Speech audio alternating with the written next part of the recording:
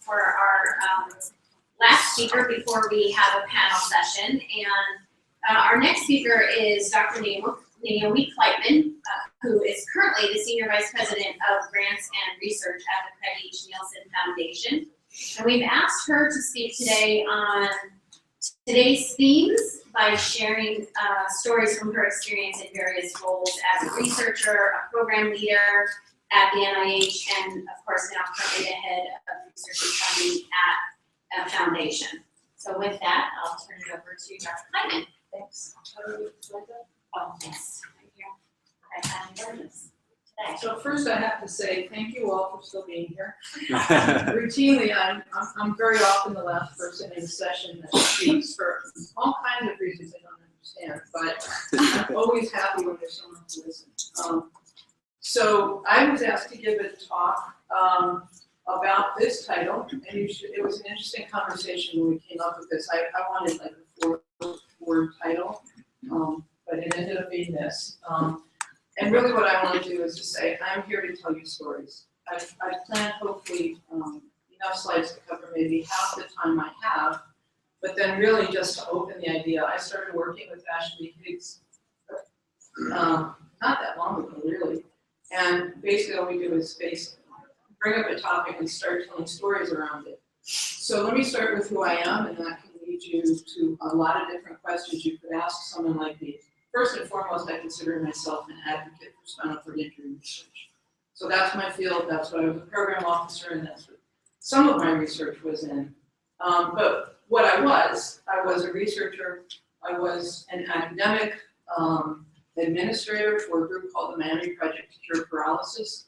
You put something like cure paralysis in your name, and oh my gosh, half the academics don't even want that name on their paycheck, or they don't want it on their papers, but they do want it on their paychecks. But it had all kinds of things, including media and development, which means fundraising.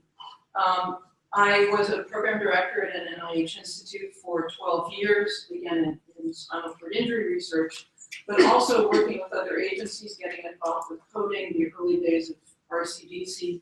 And I'm going to tell you a story about the PubMed Central fiasco. I've been with this foundation for 2 years. It's currently a relatively large, i.e.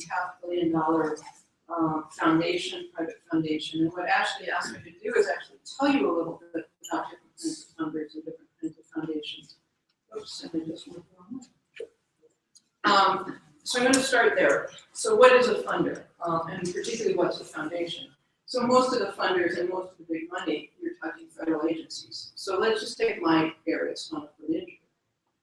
There's the NIH. Within the NIH, there's 27 institutes and centers. 14 of those do neuroscience research. So probably about half of those do something in spinal cord injury research. So even within that as the lead portfolio, I was a small player in a big pool. The VA funds spinal cord research, the CDC funds some, and even the FDA funds some.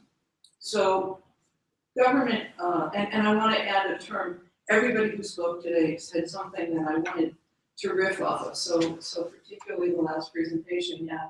I'm glad I didn't spend a lot of time on different slides or I would have changed them all by now. But the idea of a federal mandate, and particularly an unfunded mandate, which we just heard about, is huge and part of what we did.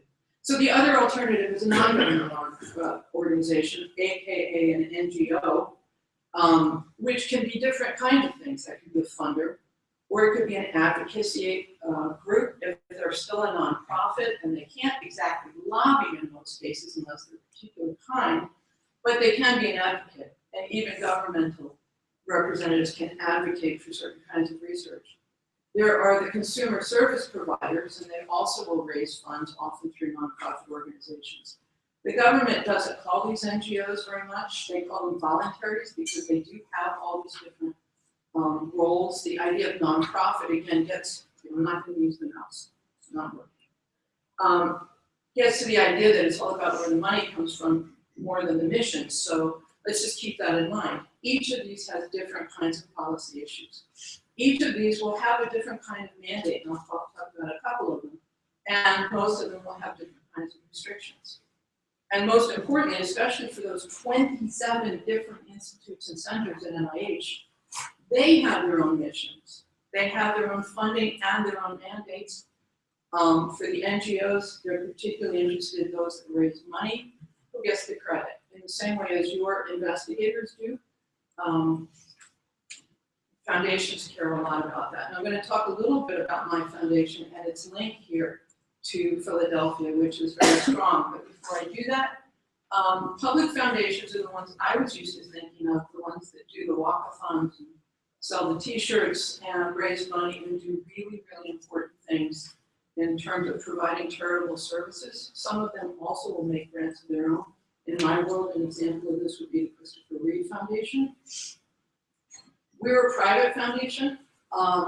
They can be independent, which is what we are, or family or corporate foundations. So Microsoft is a huge charitable foundation. They get the funds from a family or a corporation, and their focus is almost exclusively on grant making itself, as opposed to providing services. And there's a different set of rules.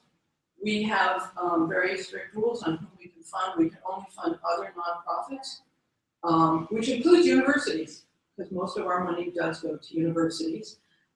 They have to be IRS qualified.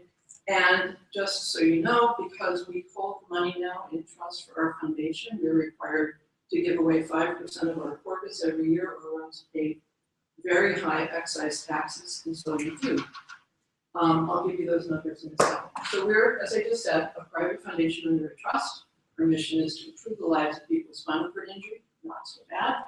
How do you do that? We come up with new treatments for people who have a disease, and a disorder, really, that could affect anybody, anytime. And we do that by providing money to other nonprofits that provide services for people living with the injury today.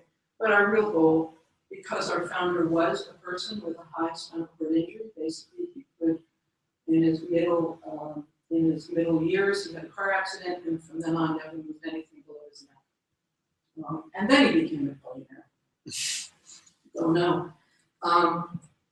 What we fund is mostly spinal cord injury.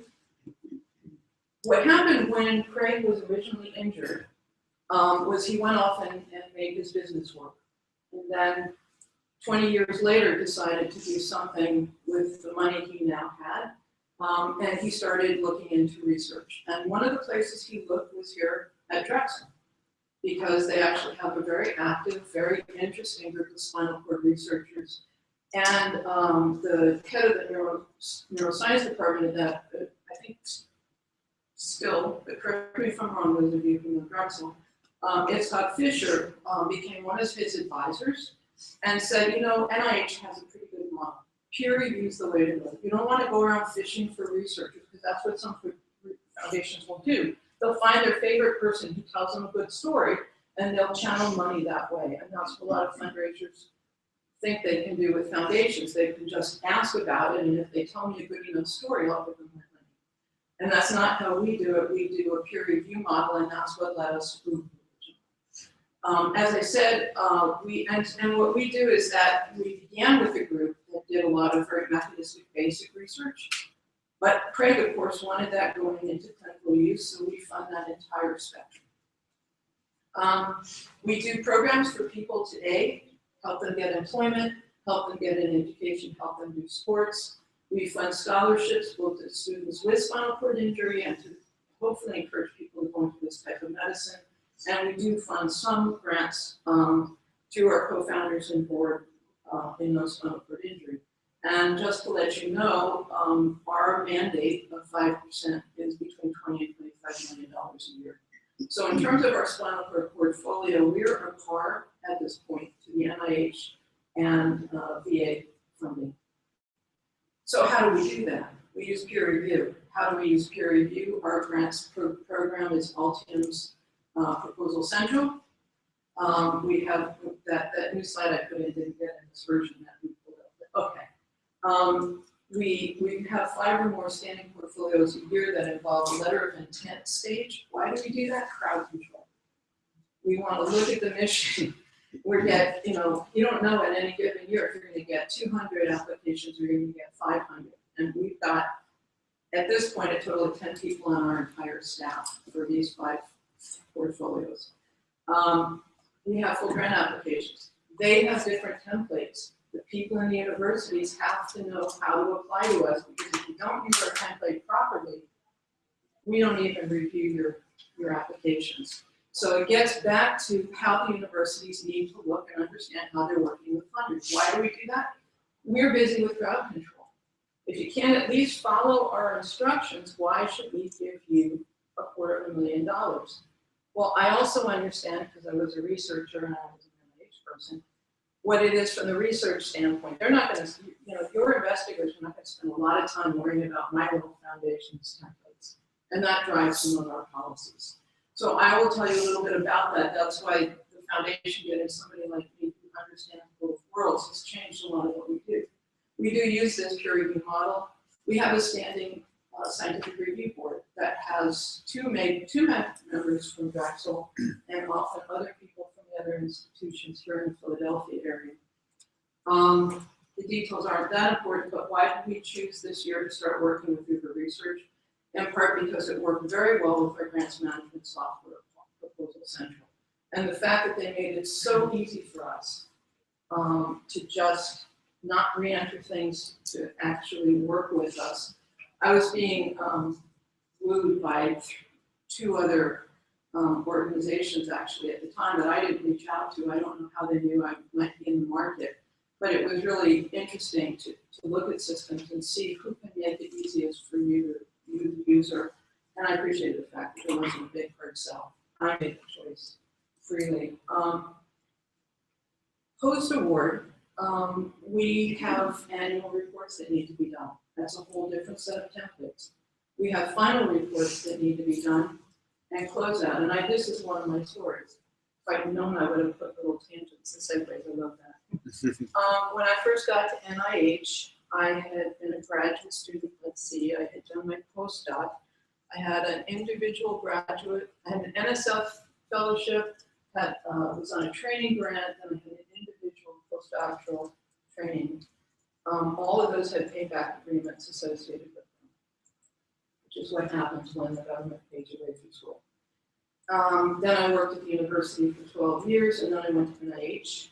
And then I got a phone call from a grants management officer who I had just met, and she was helping me handle some of the grants in the group. She said, "Are you the Naomi Kleitman that went to University of Illinois?" And I said, "Yeah." She goes, "Oh, good, I can check off all your payback agreements," because they never sent me the paperwork. And I asked my administrator, "How come I'm not getting these annual reports I'm supposed to get?" The other students are. They said, "Don't worry, sometimes they send them, sometimes they don't. You win the lottery." Well, the government had come back to NINDS and said, "Hey, how come you haven't closed out your grants?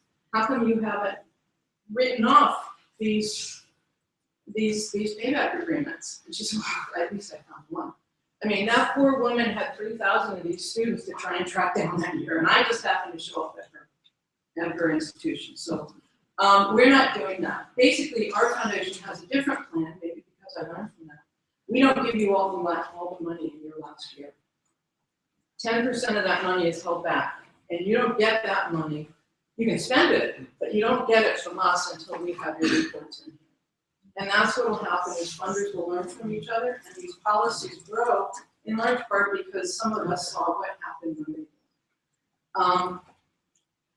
The analytical implications of all this is huge. Everybody, particularly people who are out there selling t-shirts to bring in money or have a person sitting in a wheelchair providing the money, needs to be able to report on impact. And as we heard earlier today, nobody really knows how to quantify that. Nobody really knows how to agree on a definition of it, but we're certainly all trying.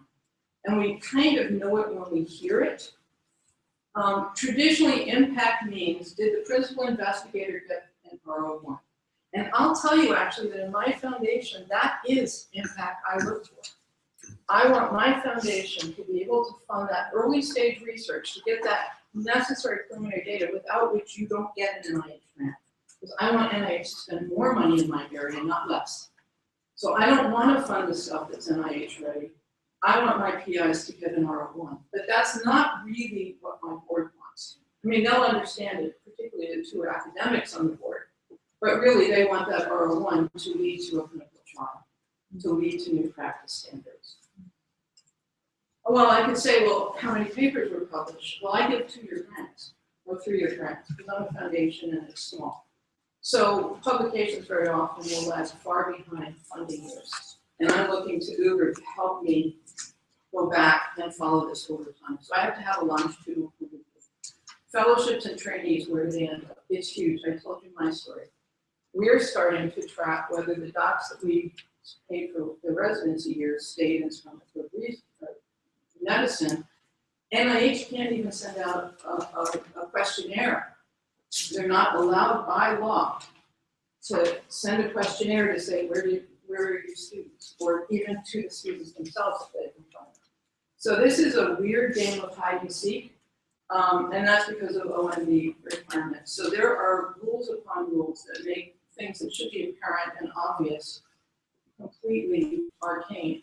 And that's where some of the tools we've heard about today, I see the real value. And I have no interest, I'm not selling anything, I'm not associated with any of the companies.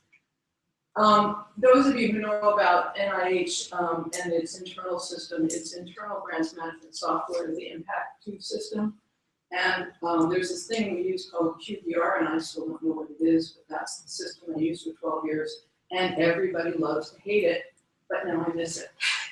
It's really hard. Within the proposal central system that we use, the way that the funding portfolios have been named over the years has to change over time for particular internal reasons. It gets to the kind of issues we talked about earlier, which is this data, the internal permanency of the data so that I can go to my own foundation and look it up and say, what did we fund in our quality of life portfolio over 10 years?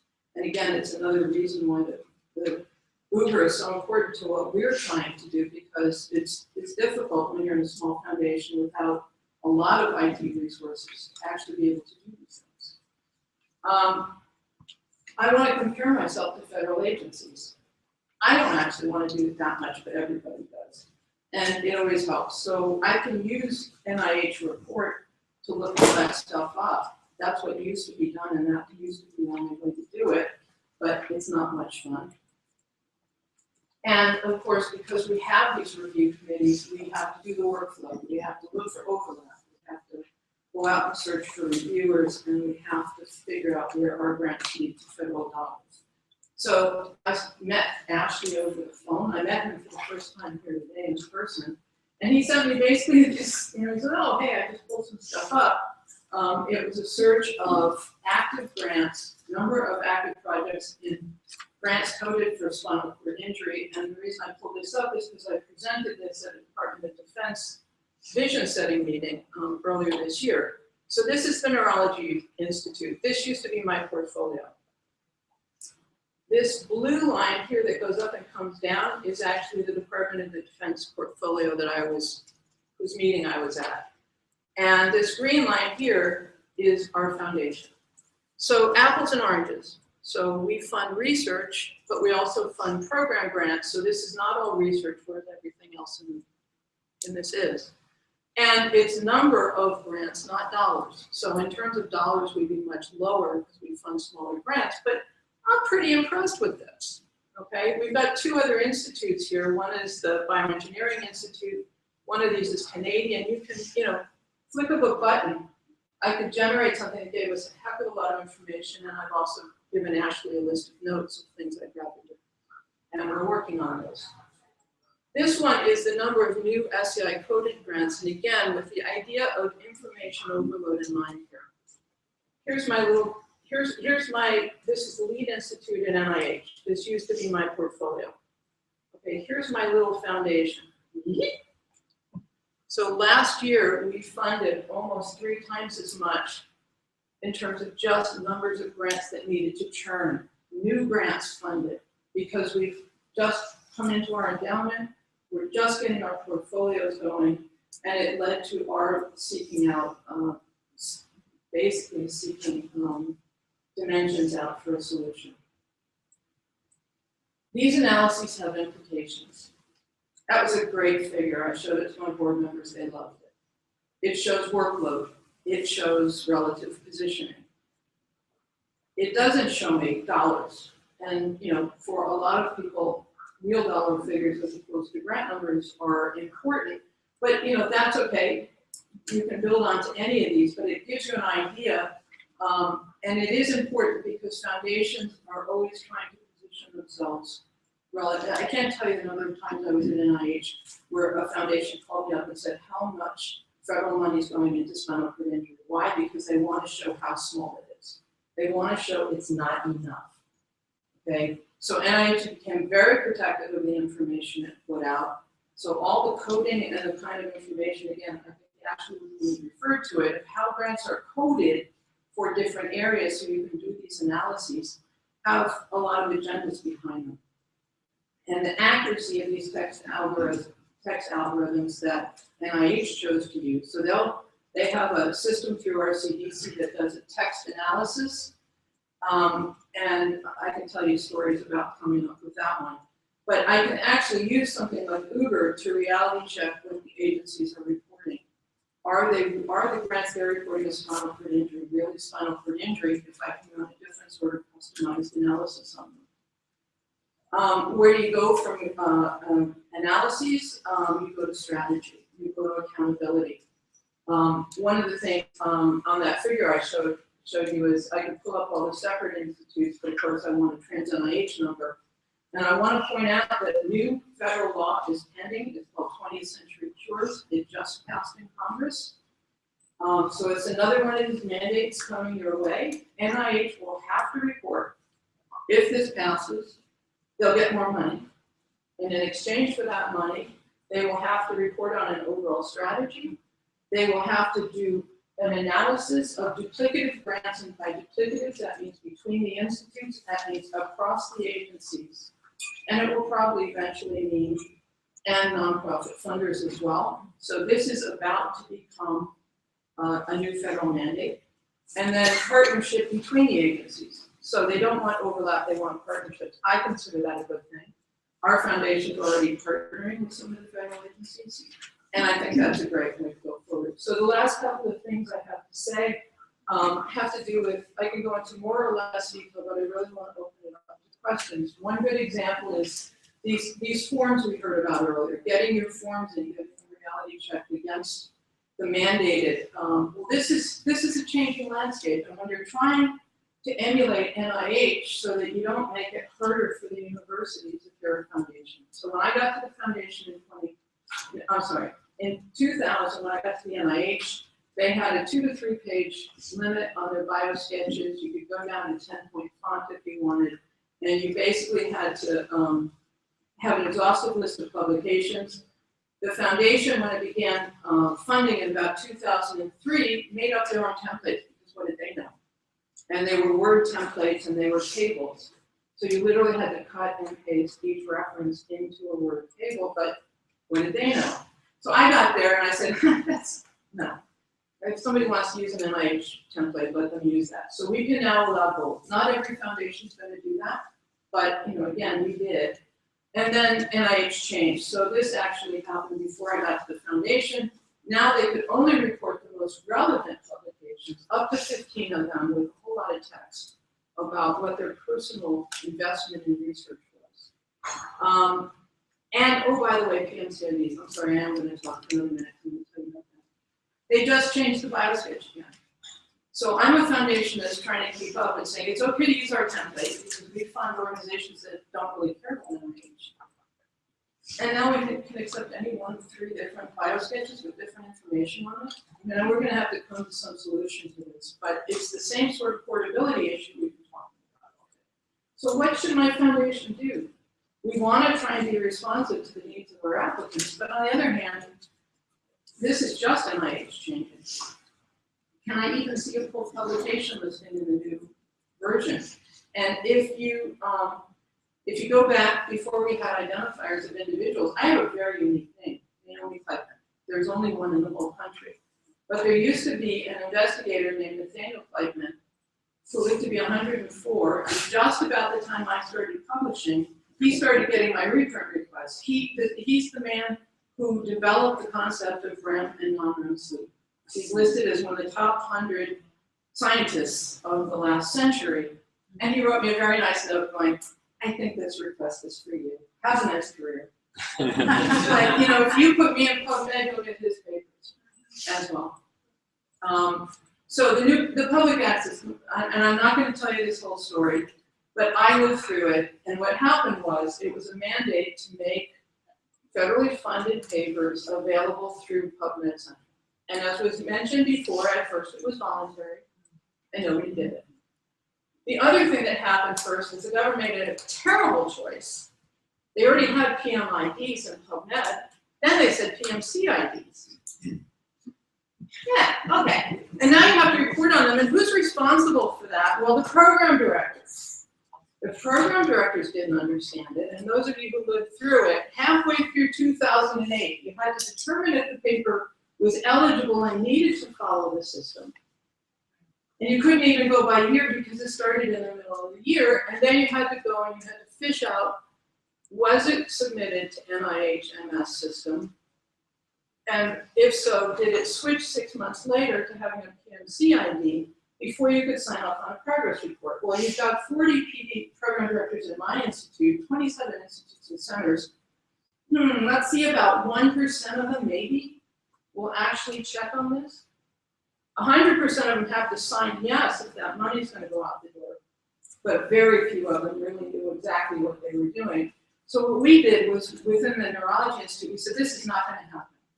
We set up a system within the whole institute that a few senior program assistants would become the experts in this and run it as its own analysis and pick out those that needed follow-up. And when the NIH 3 years later figured out that even their own staff wasn't doing this appropriately, they came to our institute and said, how come you guys are getting this right and nobody else is? Because we identified from the very beginning it wasn't going to work the way they wanted it to. They should have gone to the grant offices from the very beginning. They should have made it the responsibility of the institutions to have a representative, just like we did, who understood this. So you guys didn't need to worry about it, and the PIs didn't need to worry about it, but nobody could sign off on a grant agreement until it was right. And that hopefully is what we were talking about today, is solutions to these things.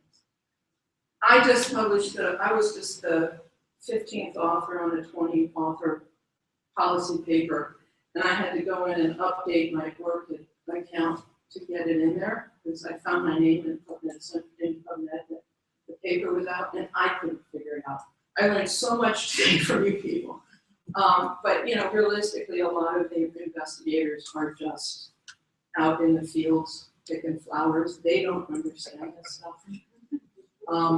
Last example, this was actually from our last board book. These are all the places where new grants were made in one of our portfolios.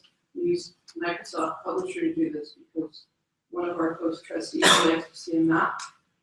And that day I just went on over and looked at what was there. A lot of these are Drexel and Jefferson. We funded a lot in both of these this time around. But these kinds of tools are growing, and I love them. And as soon as you show me them, I'll have suggestions on how to change them. But they're really, really useful, and this is exactly the kind of resource we need.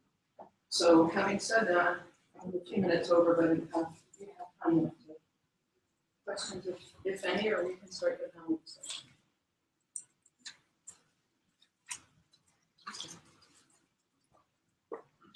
Right, thank you. So, what we'll probably do is go ahead and have everyone who spoke today come up and take a chair up front so we can start our panel discussion. And that's to be followed by happy hour, so to speak. Oh, yes. And we did just pass out some feedback forms. If you could take the time to complete that and hand that back out front to Laura, or leave it on your seat and we'll pick them up. But that is valuable information that helps us make these events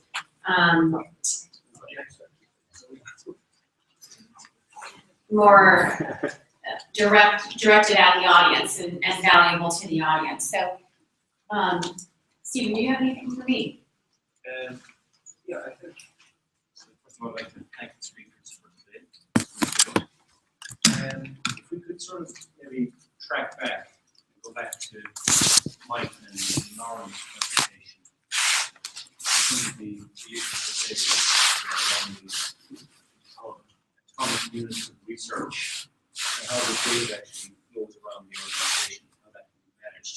I think it'd be great, first of all, to have feedback from the audience, because you're all research professionals operating in this environment.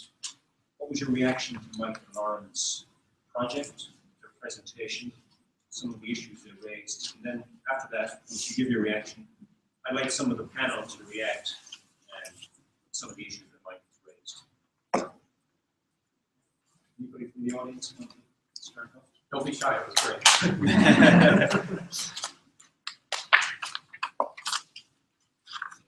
I can sort of reaction to work. Sure. And one of the things you said, Mike, was about the way feds had mission creep. It reminded me of clinicaltrials.gov, which did the same thing. So that was the database that NIH set up. This is a place to sort of warehouse its existing clinical trials that then became a resource for recruiting patients, that then became a mandate for reporting, and is actually even in recent years become, you have to list on clinicaltrials.gov where your clinical trial won't be funded. So is that a good thing or a bad thing that things evolve this way? So I think it's a natural thing. It speaks a little bit to the positive systems that are out there to do this kind of work. So when you find the system that's doing something and doing it reasonably well, you start bolting things onto it. And that's what ultimately destroys the system and makes everybody hate it. And in software development, which is an evolutionary discipline like most, we used to have the idea there could just be one big piece of software that did everything for us and met all of the user's needs. But increasingly, we kind of feel like, what's better is to do something that does one little thing and do it really, really well. And then expose interfaces to the way it does things so that you can start linking pieces up together and move the data around. And I hope you heard that in our philosophy is it's a suite of services. It isn't a service. It's a set of tools. It's about data lubrication, moving data around. It's about trying to find where the intersection of these systems are and let those systems that are out there do what they're supposed to do and focus on those things to do them well, but not try to keep, data warehouse doesn't do this really well, so we're going to replicate all that data and we're going to do something different. And we have 13 schools here on campus, so all of them doing that doesn't sound like such a good idea. What do you think about using things like Google? Because the reason that came to my mind is I saw there's a system that's trying to do everything, and they've got a calendar for academics because we have a different concept of time apparently. So But and I was like, projects we sure do. and I was thinking, is it better to Google? I know people have started using Gmail as their mailing service and not maintaining mailing services within the institution. I think Google has got a little bit of the secret sauce going on there. But they do keep their tools kind of simple and focused on one thing, and then just try to make the data flow around that. And some things they do better than other things. The idea of ubiquitous search, though, has really been key to their success of being able. Sometimes it's a little disturbing. You go and you're looking for an email, and it's turning up addresses out of your address book, and chats that you've had with people and things like that. But once you get the interface down, you start realizing that it's kept an awful lot of information about interactions that you have with people over time. That has its own problems and worries, but when you're really trying to, recall something, I had a conversation with somebody, I don't remember if it was email, I don't remember if it was a chat, I don't remember if it was a Google group that I was part of. You can really find those kinds of things. It seems seamless, but it's a bunch of separate systems that have been designed to work together. Yes, go ahead. I've got, we may get to this later, and it may sound naive, and I think we get that we all recognize the complexity of this kind of information that we need to manage the research life cycle for faculty in the institution. But what I haven't heard is there are open source solutions. I know a lot of universities have built their homegrown systems and are struggling with that. And then this sounds like something that an institution would pay some money for. So what I haven't heard is discussion about, what are the benefits of going with a paid for solution as opposed to building something in-house. Is that an okay question? It's a perfectly okay question. I'm uniquely positioned to answer it because I am deeply involved in 3 open source communities. And when I say deeply involved, the data architecture and system design for 2 of them, and am on the governance committees for all 3. There are times when you want to buy products, and there are times when you want to build products. But one of the things that I really look for is in open source communities is there a community? Is there something there that really is going to sustain the interest? Because there is money involved in developing all of this stuff. There's effort involved in developing it, and once you've adopted it, you sure want to make have assurances that it's going to be there 5 to 10 years from now. There are times when you turn to the commercial sector because they can move faster. They've got something in place already that solves whatever problem you have. And what I look for there is how open they are about the data. And lots of companies will say to you, you own the data, but we're going to make it hell to get it out. That sort of thing. So a lot of that has to do with talking to them about their APIs and where they see themselves in the solution matrix. Do they only talk to you about the problem that they solve, or do they really want to talk to you about the entire problem space that you're working in? And this is a plug for digital science. In my conversations with them, I really find that they're interested in this space, and that they're trying to think about their product lines in ways that aren't exclusive, that you would have to go with all of their products, because they recognize we all have investments on the ground that we've made. They were made for good reasons, or maybe not, but they're what we have to deal with. Yeah, they're made, and nobody's going to throw all that up in the air and go out and just acquire new products every 3 years because something new is coming along. So I think the idea of successful commercial collaboration, particularly in higher education, has to do with understanding how we're really trying to cobble together pieces of software and move data around to improve the process, the educational process, and the research process. I guess all that is not having a product in play.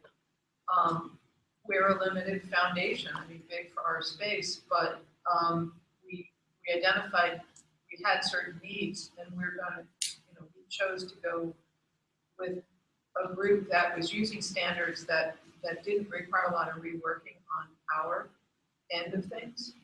And so to the extent that the university is working with a range of different kinds of funders, it's the VHS versus data thing. Somebody's going to win in the long run, but the more standard and interchangeable the different components are, the more likely I think that's going to be one that survives. I mean, I've seen a lot of technologies at the institutions I've been at go into cul-de-sacs and then have to go, especially the government does this, where they have to just completely start again. So, I mean, I would be looking for something that was helping develop universal standards and working well with other organizations, because I think they're just going to have an advantage in surviving. I mean, if I can add to that briefly, I think, obviously I love the idea of people using digital science software, but the reality is there's all kinds of different software for doing all kinds of different jobs, and what we should be avoiding is a monoculture of, a particular provider, but also a particular type of software. So we use, and indeed contribute in some cases, to open source software projects. Open source software has its place, for sure, but so does commercial software.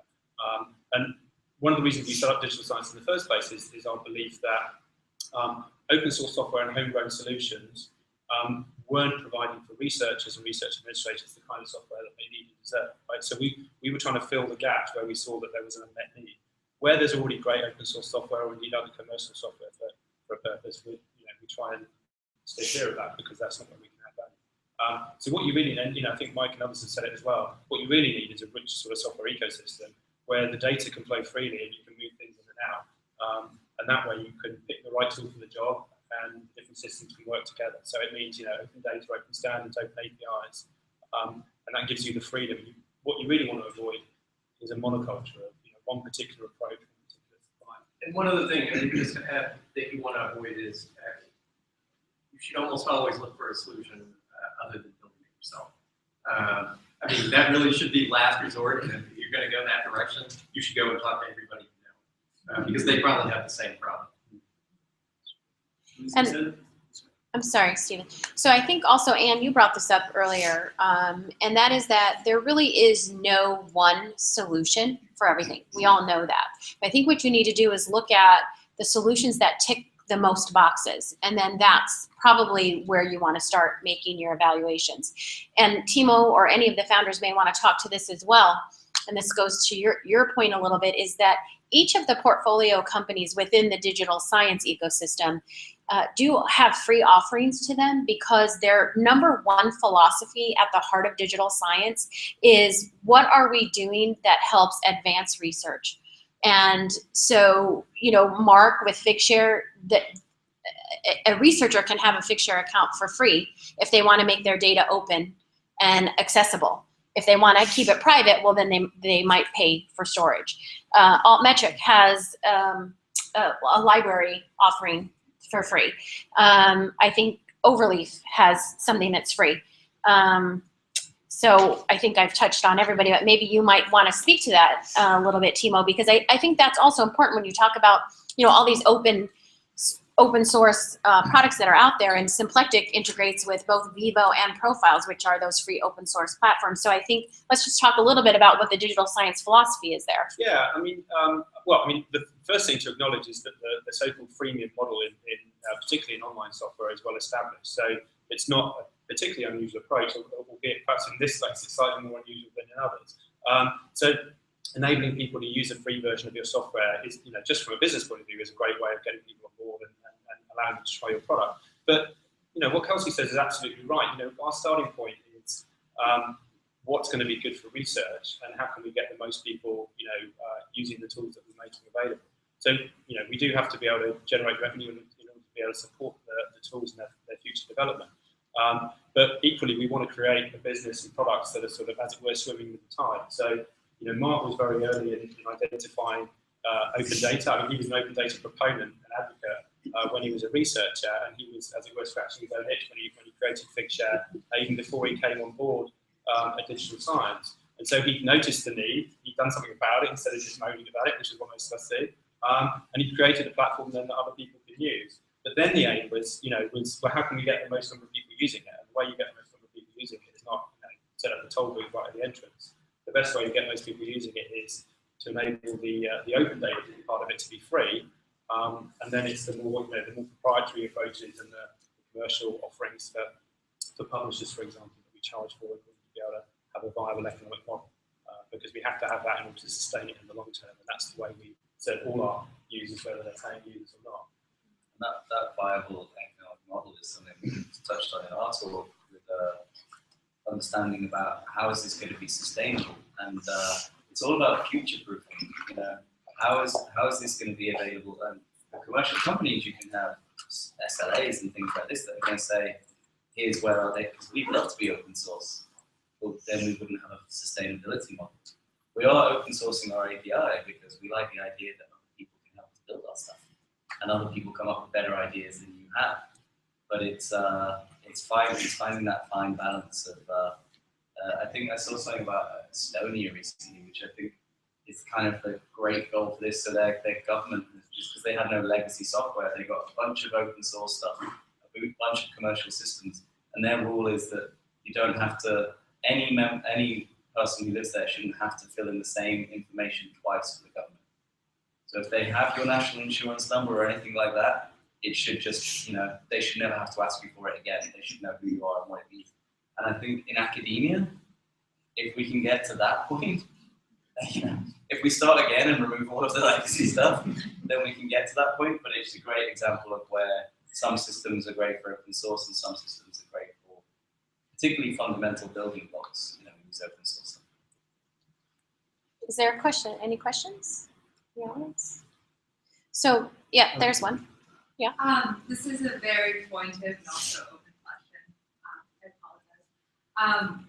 So I know a lot of you integrate with one another, which I think is a wonderful thing, and you work with other repositories. But it sounds like you're mostly working with open source repositories like eSpace, Fedora, that sort of thing. We use proprietary hosted solution. We use Digital Commons, VPass, and like I would love to be able to push these services out for researchers to be able to integrate with our repository, but obviously there's really no solution for that at this point. And I was wondering if any of you are working toward that or finding workarounds. Like I was saying, mentioned that you know, I'll be doing a consult on the repository and we have all metric badges, which work really well, and researchers will say, what are alt metrics? And then I can say, well, let me tell you. So I didn't know where you were kind of pushing for, you know, continuing that integration, continuing that collaboration into other areas so that we as institutions can make it easier for our researchers to find new software, new ways to manage their research data, and really find these products. So maybe I can answer that a little bit. Because in fact, Digital Commons, Penn has Digital Commons as a repository as well. So it might be good to have a conversation. This week. Oh, you're Penn. Oh, hi, nice to meet you. So, I don't know you because I'm not working with you yet. So with Digital Commons, we are actually in conversations with them about how we can have some sort of integration with them. Now, you know, there are technology limitations sometimes that will have a bearing on what we can do or not do. But what I would say is that the one thing about digital science products, all of the portfolios, is that I'd like to say that we are collaborative. We talk about playing in a sandbox, right? And we really do want to play with everyone. So when there is a system that you have proprietary, like Digital Commons, our client base came to us, and I'm talking about the Symplectic client base right now, came to us and said, this is our repository, what can you do to help us? And so we have reached out to you know, JG, and we're trying to figure out what can we do. And the same thing with data sources, for example, that we work with. The list came from the client base, and with digital science portfolio companies, they really are collaborative with the science community and their clients in general. And what you see, their products and how they grow, comes out of conversations. So anytime you have a question about, this is what we're using, come to us and let's see if we have a solution for you. Because the real value here is, you might not have Symplectic, you might have Converis, like Drexel does, but Altmetric, Figshare, and some of the Overleaf could work with that system, even though it might not be a Symplectic customer. So we're not tied to just the digital science portfolio. It really is about how can we work that ecosystem and make it more valuable all the way around, and where can we plug in, and where can we be collaborative. And the only way we know those things is to have events like this and have these conversations. So I'm working on something for you, and I'll keep you posted. Yeah, particularly around open access. So yeah, we're really excited about it. This is an incredibly important point, and so just to emphasize it, you know, this is the age of the web, and the way the web works is for everything to interoperate with everything else, right? That goes for documents, that are hyperlinks, right? You know, the act of creating a hyperlink into someone else's document is potentially sending traffic away from your website to someone else's, but it's making your content and your website more useful as well, right? And it's the same with software. It's the same with software APIs. It's the same with open data. It's the same with any kind of interoperability. And it's, you know, there are no kind of, you know, policy barriers or squeamishness at the business level as to making our products interact with other people's products. On the contrary, we want to do that because we can help serve customers like you better. But also, it's just part of our philosophy. Right? This is the way the world works now, right? It's an ecosystem, right? Which means at some level, you're cooperating and competing with everyone else who's online, right? But we just feel that this is the right way to work. And you know, I think if any, you know, and there are always, you know, there are priorities and there are technical complications and so forth as to why it's not possible today. But we should always be pushing towards making that possible. And I think frankly, anyone who takes a different approach, you know, you shouldn't trust them, because this is, you know, otherwise they're not acting in your interest. And that's why I was kind of curious if it was closed off. Like, are you preparing for the future? Are you taking those steps right now for, you know, the unexpected, which I know is hard to do and it's an impossible thing? But. Yeah, no, sure. There's always the, you know, unknown unknowns or whatever. I don't want to get too Rumsfeldian in my philosophy, but yeah, I mean, this is just the way the world works now, as far as I'm concerned. We're in a network world, right, which means that we have to treat things as a broad ecosystem where ultimately everyone benefits, right? We think we'll benefit, and our products will be more compelling and useful for you if we make them interoperate with other things. So we're doing it. And so one of the things that I like to think about, and it builds on this, and in fact goes beyond it, is we've restricted ourselves today to talk about research activity, really, and that sort of stuff. And universities are very complex things that do, more than just research. So what are the boundaries of these integrations that we need to think about? Is would world be perfect if DPRES and elements talk together? Well, it'd be better for you.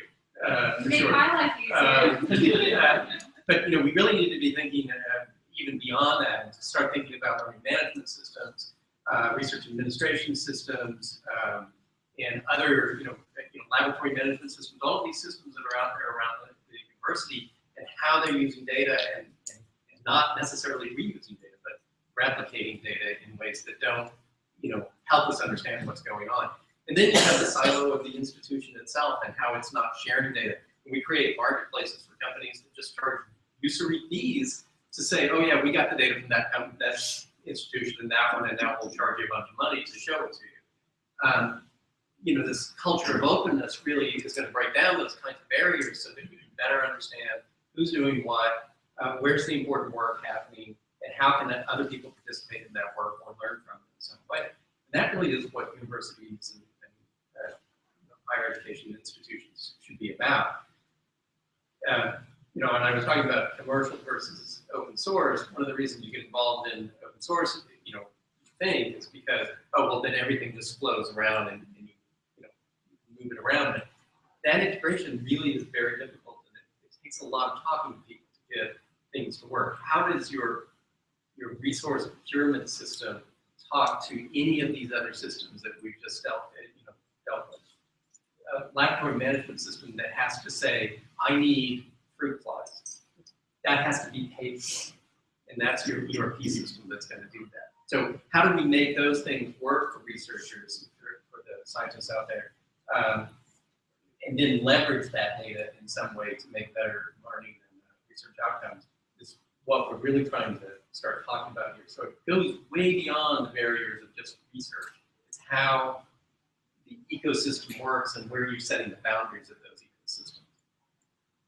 I also just want to make one point, because I think it's come out in a few of the discussions about this concept of commercial software versus open source software as well. Because I think that's slightly the wrong dichotomy. There are commercial organisations that make money out of open source software, right? And there's a similar aspect in publishing as well, that people talk about commercial publishing versus open access publishing. Actually, there's loads of commercial open access publishing, and there's quite a bit of not-for-profit, at least nominally not-for-profit, subscription publishing as well. The reality is, there's proprietary software and there's open source software, and there's open data and there's closed data, and there's subscription content and there's open content, right? What you have to decide is, what kinds of openness are most important to you, right? I would argue that for most of the purposes we've been talking about today, actually open data is much more important than open code. They're both good things, don't get me wrong. All other things being equal, open code and open data or openness generally are all good things.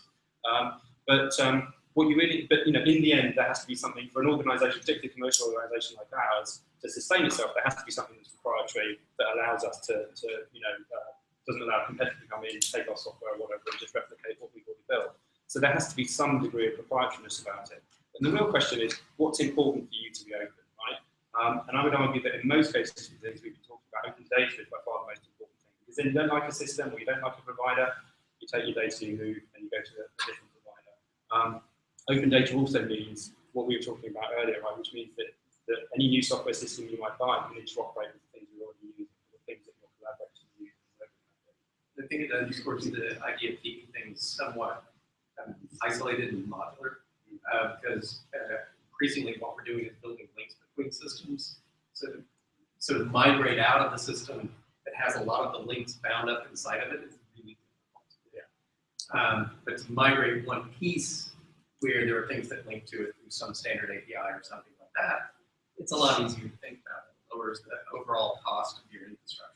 Completely. I think it, echoes something you were saying earlier on, which is, this idea of doing one thing well, and that in web and software circles, it's often described as small pieces loosely joined, right? So you've got individual components that do certain things really well, and then you can mix and match them as you see fit if they've got these open API for common standards. And that's really the infrastructure you want to look for, something where you can easily swap things in and out, because they have well-defined functionality and they use common APIs and open data standards. What you want to avoid, whether you build it yourself or you buy it from someone else, are hulking big, monolithic systems that do masses of different things, or a black box to everyone who hasn't, actually been involved in building it, and that means it's incredibly disruptive if you ever want to replace it or change it. I didn't say any names. Yes. I was interested in Figshare, and I was curious how Figshare works with institutional repositories. There's a lot of talk about where data should be stored, and I was curious how that works.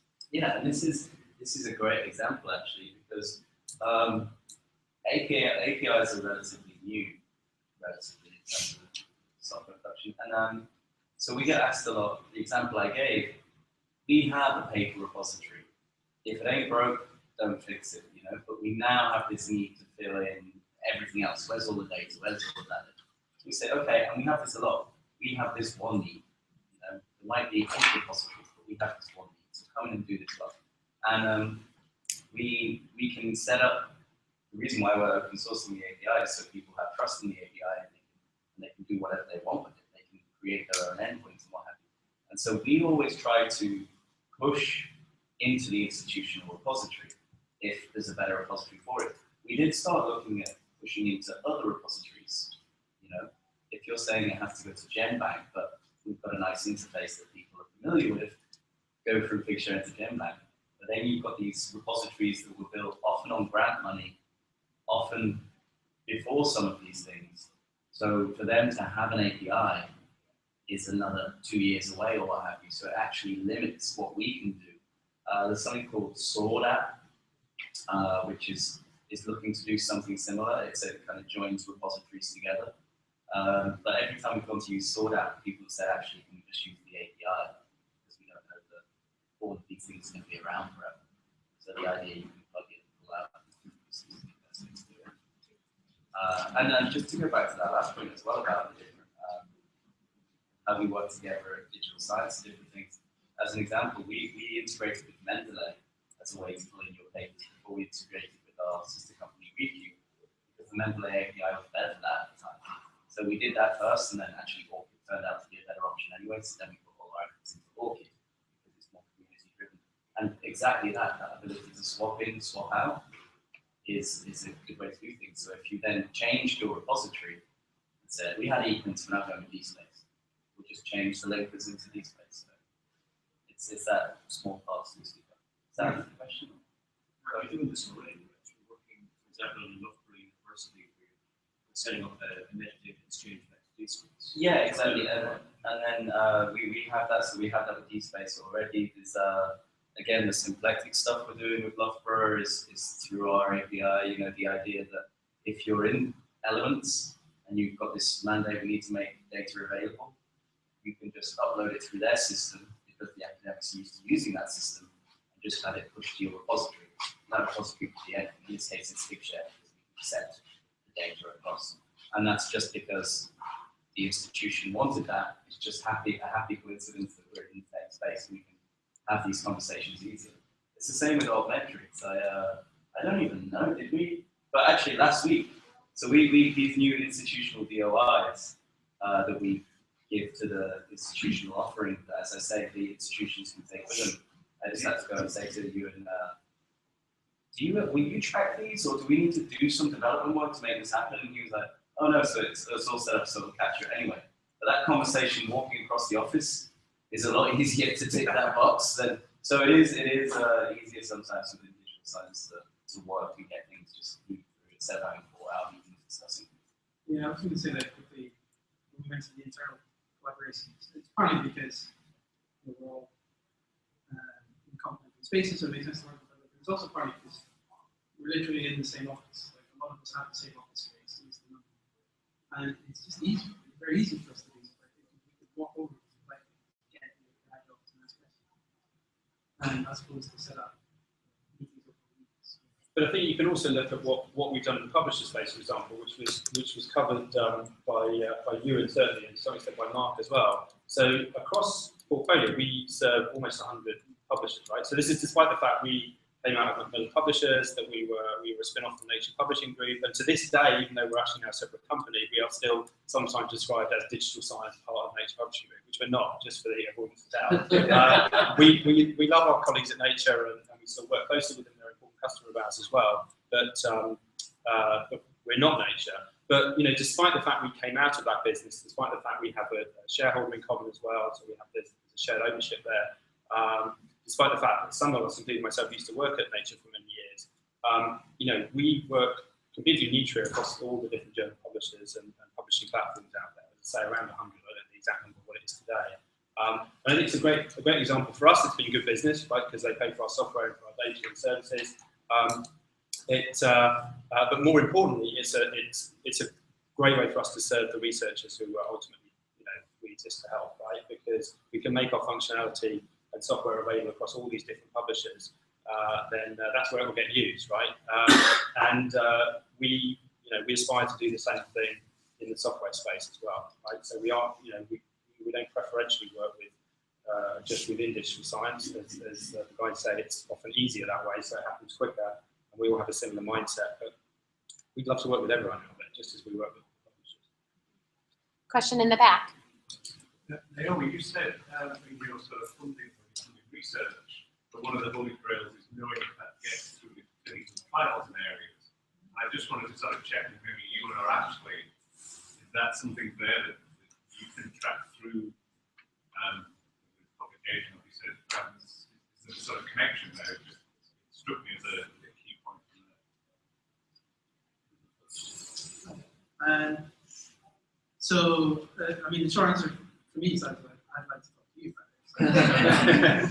I know we've looked at, I think the problem for us was always linking the grant to publications. We're kind of publication based. And that's the kind of missing bit for us. But that's maybe where you guys.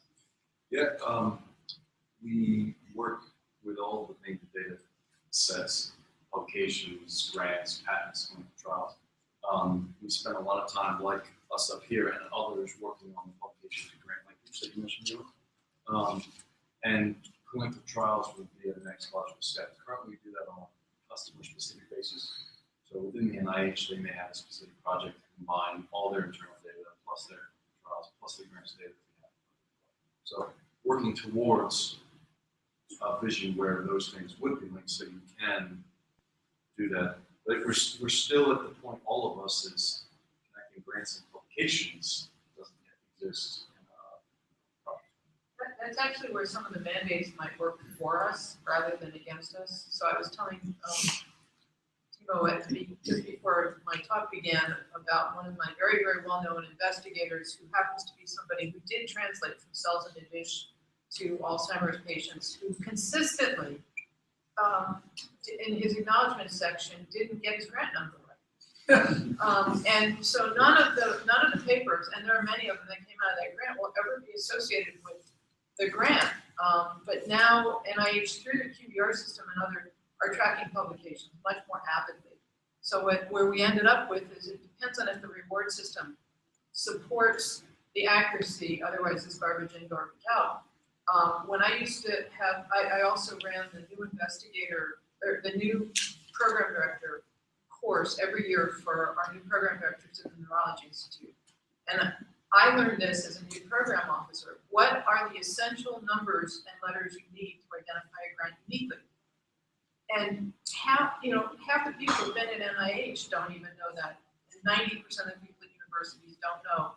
It's the 2 letters that identify, for all of you who don't know, the 2 letters that identify the institute and the 5 or 6 letters that follow the QBD grant number. The number at the beginning doesn't matter, the numbers at the end change every year.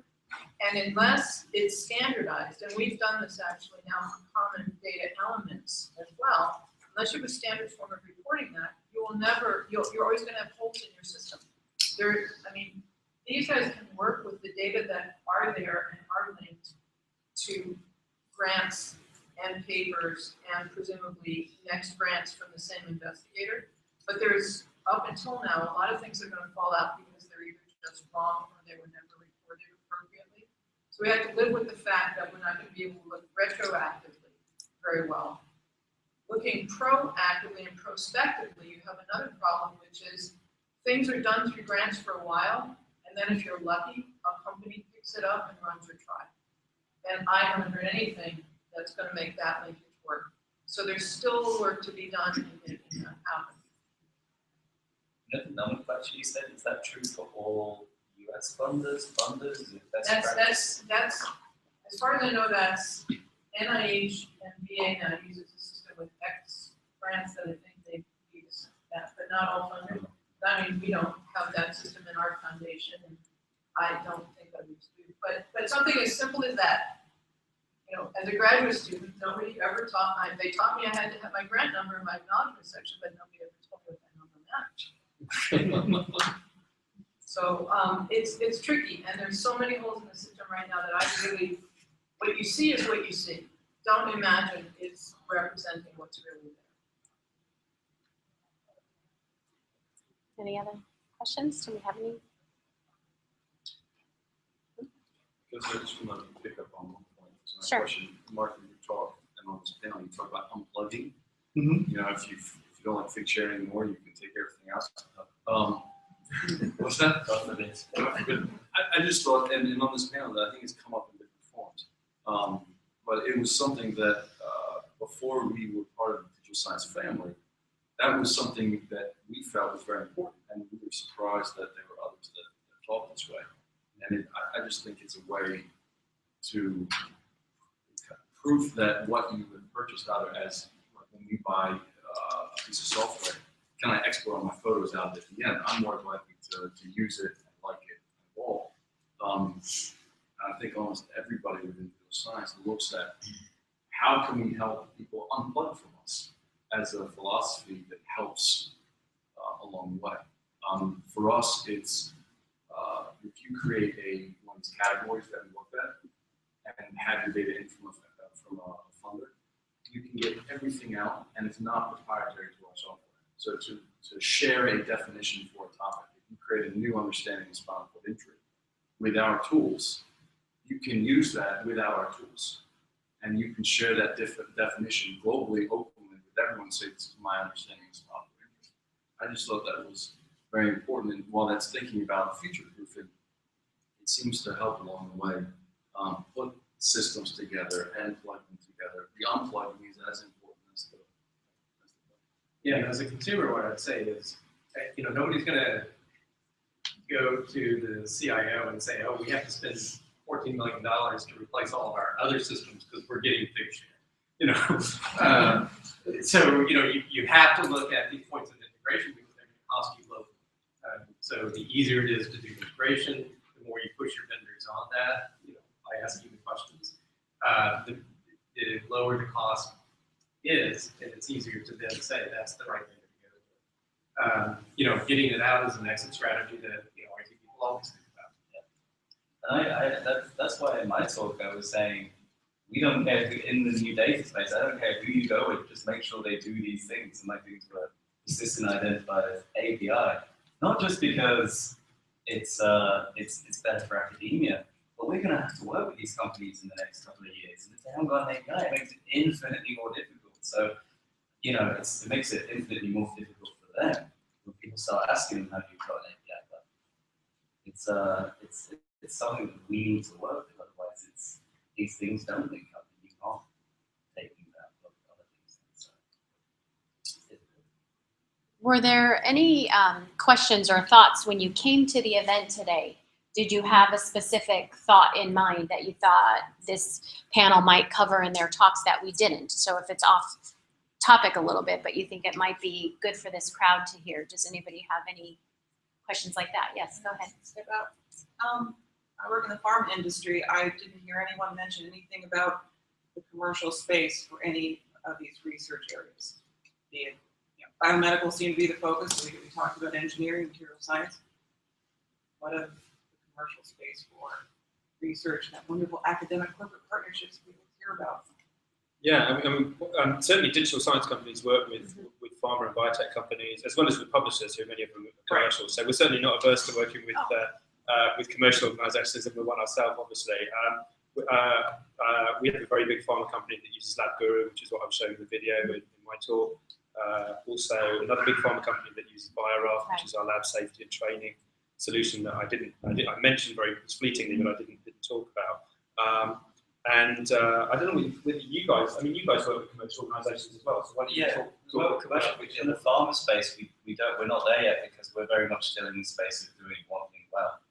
And we know that if we go into the pharma space, we need a local version that they install on site. Right. So Exactly. it works, and we get inquiries about it, but we're focused on making sure we have everything right for the academic space first. But although we do see, I mean, probably not with maybe not with the kind of data that you're hosting, Mark, but we do see with LabGuru and BioRaft, they're both cloud solutions, right? And so in both cases, we have pharma clients who are storing information, including some potentially very sensitive information. I mean, we've obviously been through all the tech due diligence and stuff. That was, that was very full. But we were pleased to make it through. So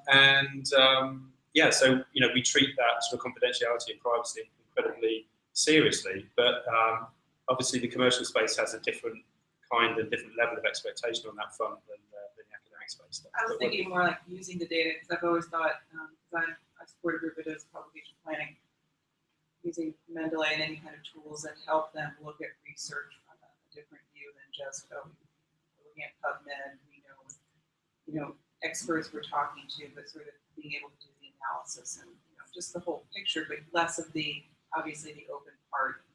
There should be transparency around clinical trials, different kinds. I understand that the corporation can act the same way, but I was thinking more or less like access to the information, using the information, inserting into things. Some of the tech that we have, and you're right, it's got to be, you can't download anything, the company. Although, pharma is increasingly, engaging in open research, right? So that, pharma is making data openly available. It's collaborating very openly with academic groups as well. And that's certainly, that in many ways is our sweet spot, I think. We do serve very largely the academic market, but we're really interested in doing more to serve the pharma and biotech markets in particular, and the other commercial markets. And we find more and more interest in our products as those kinds of companies get more involved, for example, in open academic collaborations, and also embrace cloud technology, cloud computing more and more. So we're certainly moving in that direction. Yeah. I mean, I don't know whether you're working with commercial customers, aren't you? I see that. So I think the first sort of commercial customers for us would be store medical cases. For us, I think the reason we do have commercial people using Explorer as well, it's mostly still publishers and academics. Partly it's a bandwidth thing, I think. We're not a massive company, we have to prioritize and kind of got a good handle on what publishers might get out of it. With the benefit of this, we can further develop our understanding of what these sorts of administrators and librarians need. And at some point, very soon, we'll come around to some of the other use cases. And it's, I just want to echo what you were saying. In the research, we work with pharma, we work with the commercial side.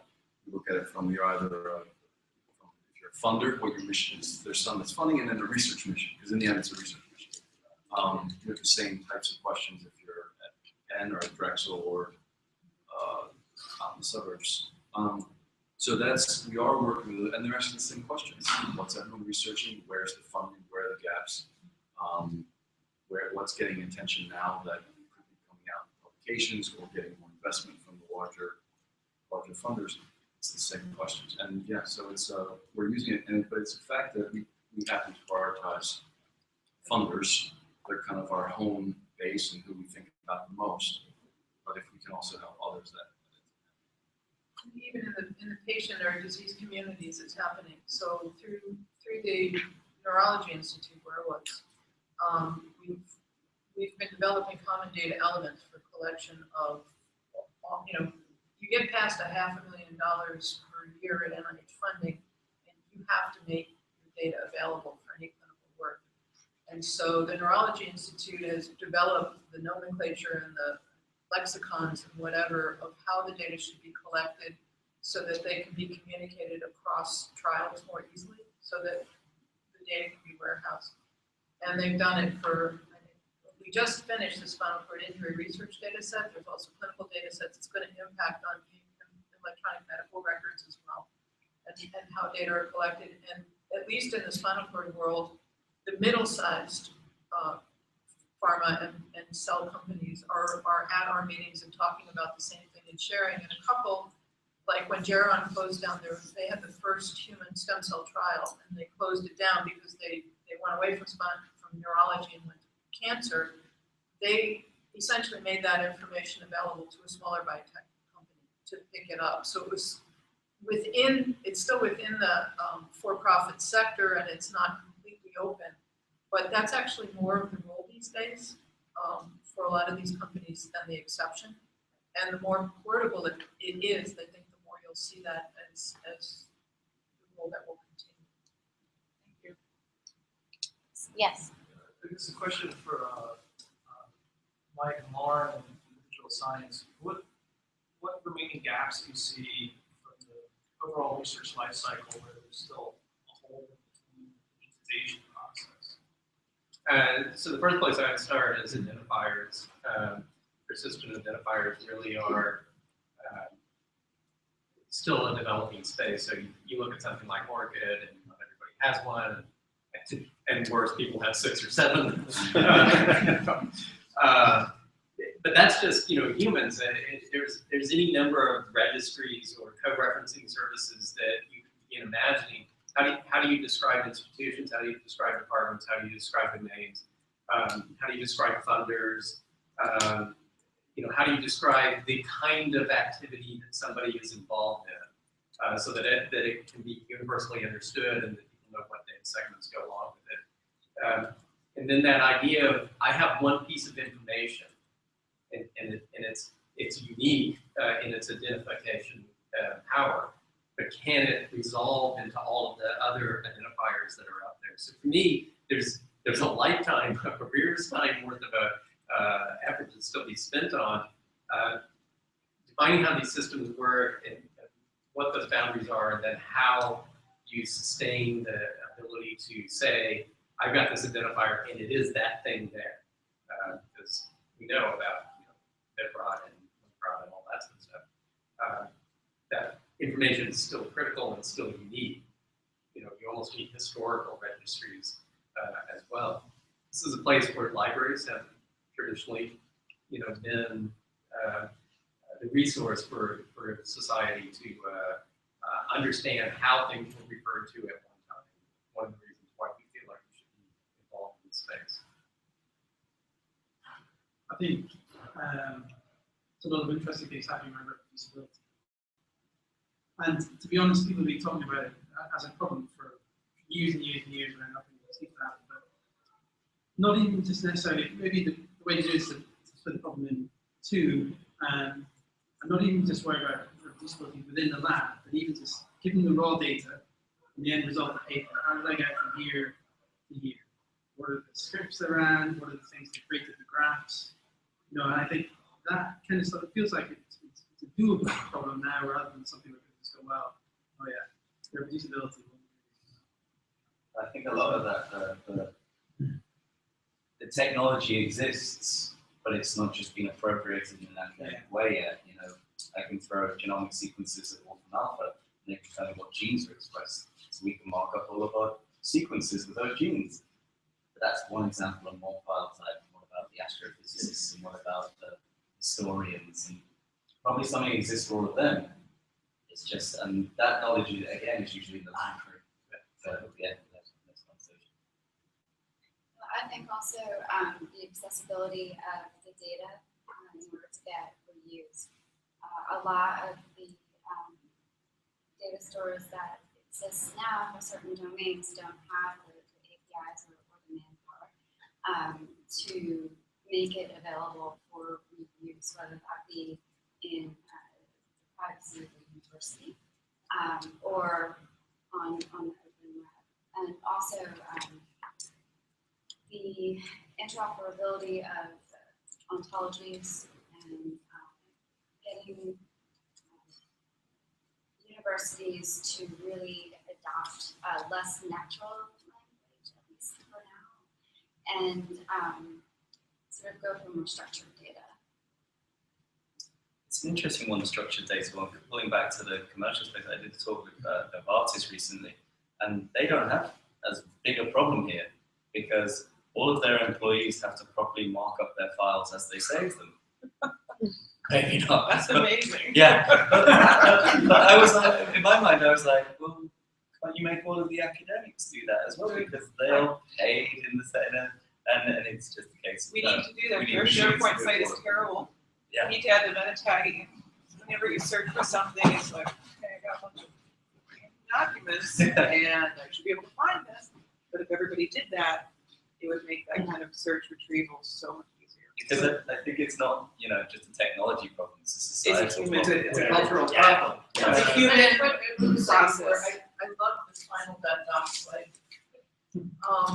2 years ago, we started fresh with a brand new common drive, and we developed all those things. It lasted about 5 minutes. When you have the processes going on that we heard about, and you've got real people defining what their file names are, or what their data structure is. When we were working on the common data elements for spinal cord injury, the first thing we did was look at the simplest one-page basic set and said this really should be 2 documents because the top part should be collected once and never changed, and the other part is every visit. And the way they structured it for the doctors to use it on a piece of paper absolutely is never the way you want a data set it. And so those kinds of things, until you start thinking the way we heard today, aren't, as you say, not the natural way of doing things. It needs to be built around databasing and sharing and standards. Right.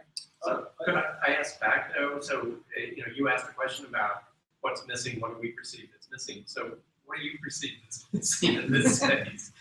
Well, first, I agree that the unique identifiers and the whole process of much of what's going on in the semantic web for coordinating inference engines on a logical space has primacy. But secondarily, I think there's still a gap in the brainstorming or concepts generation phase where the tool can bring to bear the historical data more so than your traditional literature search, because if you broaden the breadth of what constitutes an publishable unit, then it makes sense that the literature search has to broaden as well. And I haven't seen any tooling to support that sort of creative hypothesis generation or brainstorming. It's an interesting one when it comes to negative data as well, because particularly around clinical trials, particularly around everything, because you can say, so Uber's tool is great to see, has someone applied for a similar grant, and was it rejected and why, and all of this fun stuff. So has somebody done this experiment before? And it might have been done 15 times, but the example I always use is looking for cell receptor levels. So I spend $5,000 on a drug, hoping it'll change receptor levels, and it didn't. So it doesn't get published. And so 15 experiments have all spent that money and it never gets published. You Google it, never been published. And so there are ways in which you can make all of these things available now, but how do you incentivize people to make these things available in the first place, even if it takes 2 clicks? Too busy for 2 clicks, yeah. I think I just, if I can answer your question as well, I'll try to. I think there are loads and loads of opportunities still for innovation in all sorts of different areas. So, whereas in my talk I showed the kind of the research cycle and the sort of career cycle, and I showed various of our products and businesses around that, and that may sort of give the impression that, hey, we've got all our bases covered. There's loads of other things that we could be doing, more importantly, that other people could be doing as well. So we give you 3 general areas, right? One is just in the more domain-specific things. So if you look at like lab tools and so forth, our lab tools, LabGuru, BioRaft, they cover a sort of broad swathe of research, but they don't deeply specialise in any particular areas, right? And there's loads of room in lots of different areas of specialty for providing better functionality, better software, better data services that are particular to those domains. We started with trying to serve, the broad interests of researchers as much as possible.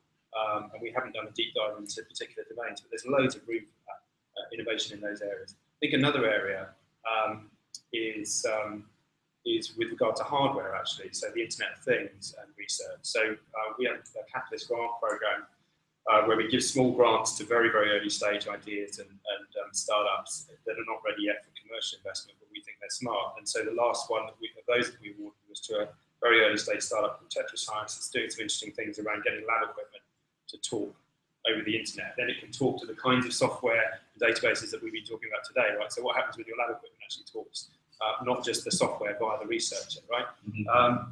Another area which kind of links back to where we as a business started and where I started my career is in publishing, actually, funnily enough, right? Which is when you just look at so I used to be a researcher and therefore an author of academic papers, and as it were, the customer experience of being an author for an academic journal is really abysmally bad, right? It takes months, if not years, to get published. You have to go through multiple rounds. It's incredibly slow and frustrating, right? And the only reason you do it is because you have to do it, right? You have no choice. And this is well recognised in the industry, right? It's ripe for reinvention, right? That whole process. But the existing businesses and organisations and people are kind of, I think that could use the kind of radical thinking that we get from some of our entrepreneurs, not from me because I spent too long in journal publishing, but the likes of you and Mark and Ashley and their colleagues. And there are really interesting startups in that space as well, so trying to reinvent the act of publishing. So I think those are three examples of areas where there's still like loads of scope for innovation and for new businesses and services to be built. There's many more sides. Just peer review. No, absolutely. Peer review is a huge one. One of our clients works in the central office at MH, and they do all sorts of impact studies, portfolio analysis, et cetera, et cetera. And one aspect they say doesn't get any attention is peer review, which is in the middle of almost every step of the process. It may not need reinvention, but it may need help, or at least a fresh look at what can happen there. And that's really where the rubber meets the road, and whether you get a grant or not, whether you're published or not, whether or not you get to collaborate across the institution. It's in the middle of everything, and it's sort of still very old. I think it's because the incentive structure is so confusing, right? Everything else is like, we need to make it easy for the academics because academics work in a certain way, and they do this for this reason, they do this for career progression, and they do peer review. I'm not sure why they do peer review. Maybe it's so they can tell people that they peer review at Nature, but other than that, I mean, why are you peer reviewing it from our society? Good of academia. Tough one. Well, it's also couched in money secrecy. Yeah. There's less information available out of peer review to say, well, is this peer review fair? Did the same guy peer review it at different agencies or at different, but that's not going to come out in confidentiality. I was interested if you all think that, is it too early to start talking about data provenance and data lineages and how to handle that kind of thorny problem of, okay, I downloaded it, used it, I made some changes, now I need to get credit for the changes that I made to it, upload it back, that goes. Just on data, on spreadsheet data and databases is a great thing that's coming to beta today, I think, called DAT, DAT-data.org, and it's going to be like GitHub, that hub. So it's all about forking and merging data sets, and so trying to get if you took a data set, added some stuff to it, then it's in the formal record. But I think things like TetraScience and the Internet of Things stuff, the idea that your machine can tell you all of the interesting details about the machine, including what machine it was, with the kind of blob of data, and then you get into what Ewan was talking about, like what scripts were ran. Can you have this kind of Docker with all of its legacy about who edited what? And then if you've got an identifier for everything, you can say, well, this person contributed this little bit, and then start weighing it all up automatically. Yeah, I mean, I saw a presentation about microdiscoveries, where they're incidental to the work that somebody's doing, but they find some protein pairing that comes together. They don't care. It has nothing to do with what they're doing, but in the course of doing their analysis, they came across this, and if they could publish that and give credit for it, micro-publish that, it may just be exactly the protein pairing that somebody was looking for somewhere else doing some other kind of work. But I like the idea of a GitHub kind of approach to data because one of the things that we hear about reproducibility is that people get in, if you can actually weasel the data set out, you start finding out, well, you know, they rounded it off to 2. And if they had kept the original numbers, you know, their results would have been different. And it's a way of verifying it, or maybe even just making corrections to the data where it was just a mistake, it was an accident, and somebody corrects it, but you want to keep a version of that. But I think a lot of that is still in the infrastructure, in the back end. As an academic, my old boss would never have wanted to see the word fork this data set, or, you know, But I think you try and make that easy for people, because I think, you know, going back to the original question, I think absolutely it's not too early just thinking about these things. I think you should be doing it. You know, we're not there yet. You've got to start somewhere, right? Part of the answer is capturing information as far upstream as early in the process as you possibly can, right? Which is one of the reasons that we're interested in things like that Guru, because then, you know, you're capturing the data at source, right? All the metadata at source. And then it flows through, you know, Figshare and Overleaf and into journals and so in databases and so forth. And that's not just good for being able to share data and capture its provenance for future use and reuse. It's also good for the researcher, right? Because you remember they have to capture the data and the metadata in such a way that they can, as it were, share it with their future selves, right? 6 or 12 months time when they've forgotten which experiment they did and how they did it, right? So for them, it should be a good thing as well. And trying to make that as easy and robust as possible is really important. But I think, you know, one thing that's coming up here is that many of the technical problems are effectively solved. You know, I mean, you know, things like version control or forking. I mean, you know, GitHub does it, right? And you know, Overleaf makes use of that kind of technology, right? Computer scientists have solved this stuff quite a long time ago, and it's sort of a lot of what we do actually is noticing what's technologically feasible and what's done in other domains, including the consumer domain, actually, and trying to bring that into the research world, like bring it up to the 21st century, where it's sort of been languishing in the late 20th century. So a lot of them solve problems. It's more about making the right tools available tailored to this particular job, and then changing the expectations of the culture so that people might use them. I heard a great example of that, somebody saying, why have I got a better related content engine for shoes than I do for academic content? Amazon's pretty good. Absolutely. With the problems, getting credit is very important. I mean, when you think about Git and individual contributions, the thing you use the individual contributions for is Git blame, right? So what you were talking about is who made the mistake, rather than can I track back and see who's the brilliant person that this one I this one I like. So it's maybe balancing out. I can imagine a researcher being, well, okay, so it's bad for me, but it's never going to give me. But for me, this comes back to something I think Mike said. It was in the Mike and Lauren session, I think, where you know, you were talking about the fact, you know, we talked a lot about incentives, right? And one of the things you talked about was the idea of capturing lots of information about researchers so that you can capture all the good things they're doing, right? I mean, impact and contributions don't come in one form, right? And they're not measured with one number, right? And at the moment, the way the world works, I mean, it is that we look at peer-reviewed publications in journals, particularly in high-impact journals, so-called, and we look at citation counts as a way of measuring their value or their impact, whatever you want to call it. And you know, the reality is people contribute a much broader array of things than that, and you can measure them in a much broader array of ways as well. So you know, hence, you know, Mark is capturing research data, and Ewan is looking at different ways of measuring both peer-reviewed publications and data sets, right? And I think what is, in a way, you know, research has been a victim of its own success. So if you go back to the way it was, you know, established at the beginning, something I was talking about, you know, there was this amazingly successful model that said if you share your results and make them part of the common pool of knowledge, you will get credit for that. And the trouble is, we're in a situation where that's the only thing that credit accrues to, right? So that's the only thing you get credit for, right? And now we've got a research world in which you can contribute in many other ways, not just with publications and data and code, but by reviewing things and by mentoring people and by, you know, giving talks and doing all sorts of other things, right? That adds to the process. And what we really want to do is be able to capture as much information about that. And this is the flip side of what you were saying, Ewan, right? In order to give credit where credit's due, which is, I think, what you were saying in your talk, actually, right? So it's not just about drilling down and finding out who made that screw up, who was responsible for that figure that was misleading, whatever. That's part of it. That's part of transparency and accountability. But most of it, I think, is about giving credit for all the amazing stuff that researchers do, and that is invisible right now to their funders and their employees.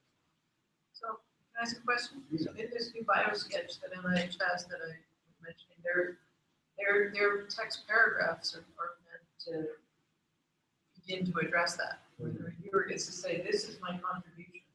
So are you guys capturing that in the biosketches?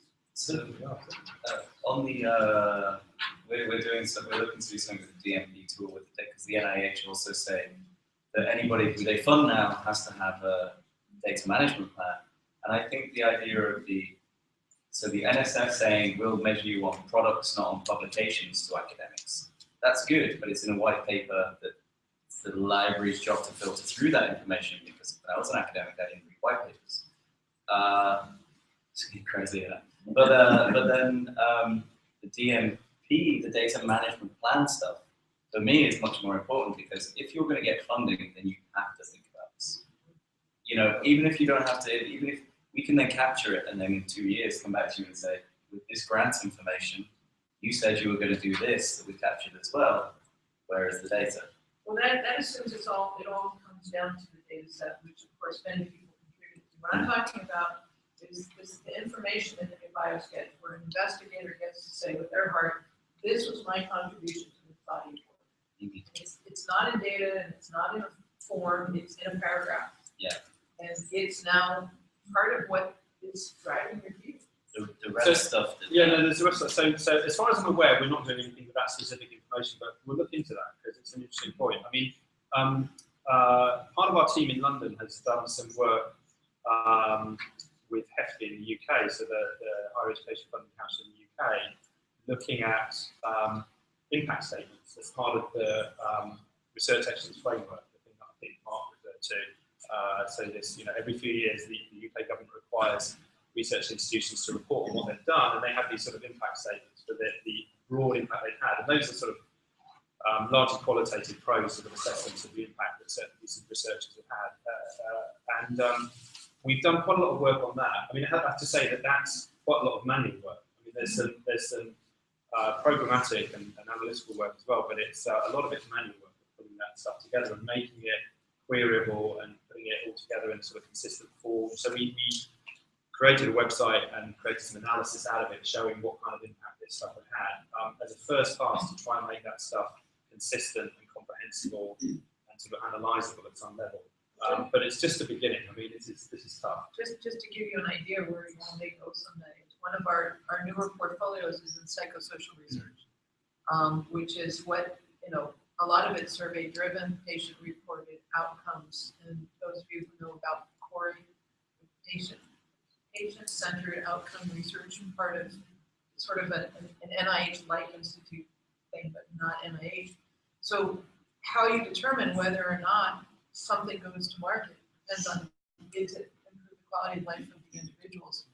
And more attention is being paid to these things. But qualitative data, which, as you say, it has to be, it's interview data, it's stuff that doesn't lend itself to a database very well, is getting a lot of attention right now from, institutes like mine. DoD is trying to fund qualitative data that drive towards not just clinical trials, but clinical approval of new products and new rehabilitation. It's getting more traction, and it's something that's going to happen more. And I think the whole field needs to understand that that's a kind of data analysis that can be done rigorously. Yeah. But I think that's another one that's ground up growing as we speak. It's a good example that we're always going to need humans as well. I was going to make exactly the same point. I think you can do all this kind of analysis and you come up with all sorts of numbers, but in the end, it should be informing humans to make their own judgments, right? It's helping them make better decisions. It's not making the decisions for them. And in the end, someone has to read the stuff and understand it and decide whether or not this is good work. Right? But in the end, it's not even that. That becomes the do or die. Does the FDA approve your product? The question is, does it make a patient's life better for whatever risk is involved? And a lot of those data are going to be qualitative, not quantitative. All right, well, we have reached the end of our time here, but the next hour or so is meant to be out having discussions, sharing ideas, and continuing this discussion. So if we could have a hand for our panel.